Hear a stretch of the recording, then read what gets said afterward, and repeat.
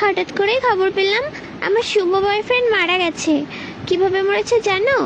গাড়ি অ্যাক্সিডেন্ট করে। তারপরে কি করব, রেডি হয়ে যাচ্ছি, এই প্যান্টটা আমার শুভ বয়ফ্রেন্ড দিয়েছিল, তো এটা পরলাম আর একটা টপ পরে নিয়েছি।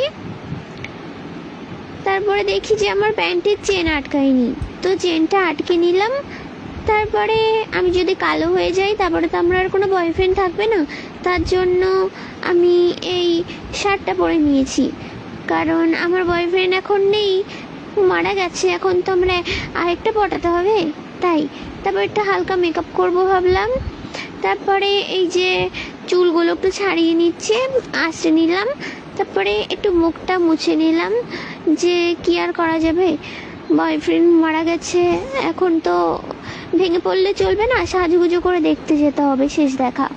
তো একটুখানি ক্রিম মেখে নিয়েছি। কি করব, মন খারাপ লাগলেও কিছু করার নেই।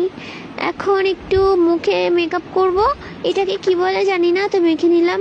তারপরে খুব কষ্ট লাগছিল, কি বয়ফ্রেন্ড মারা গেছে বলে কথা, কান্না করছিলাম অনেক। তারপরে একটু লিপস্টিক পরে নিলাম। আমার ভাই শুনে বুঝতেই তো পারছো আমি অনেক কান্না করেছি। তারপরে একটু কাজল পরে নিয়েছি। শেষ দেখা দেখতে যাব, একটু সাজুগুজু না করলেও নয়। তো আমার শুভ বয়ফ্রেন্ডের দেওয়া ঘড়িটা পরে নিলাম। তারপর আমি রেডি হয়ে গেছি, এবার আমার শুভ বয়ফ্রেন্ড মারা গেছে সেখানে যাই। টাটা।